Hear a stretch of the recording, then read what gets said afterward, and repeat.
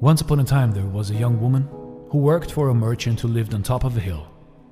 She worked as the merchant's caregiver, and every day she had to walk down the hill to collect water from a river. She had 2 pots to carry water, which she hung upon a pole so she could carry it over her shoulders. With time, one of her pots got a small crack along its side.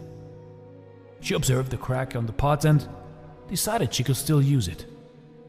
So every day the woman carried those 2 pots down the hill to the river, filled them to the brim, and walked back up the hill, balancing the pole across her shoulders. And by the time she reached the house, the cracked pot would be only half full, while the other pot would be still full to the top. And the cracked pot would glance at the other pot and saw that the water was still filled to the top, and it began to feel worthless. The full pot was proud of its accomplishment, while the cracked pot felt ashamed and miserable that it wasn't able to accomplish the same amount of water as the other pot did. So the years went by and the cracked pot saw himself as a failure, and one day it spoke to the lady. It said, "Dear lady, I apologize for my flaws. The crack on my inside has made me useless. I spill half of the water and I'm just not good."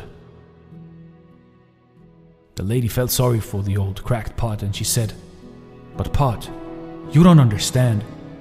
You haven't been paying attention. Look around you. As we return to the master's house, I want you to look at the path we traverse." So the next time when the lady carried the water up to the hill, the cracked pot carefully observed the path up the hill. And for the first time the pot stopped looking inside himself and instead looked outside to the world.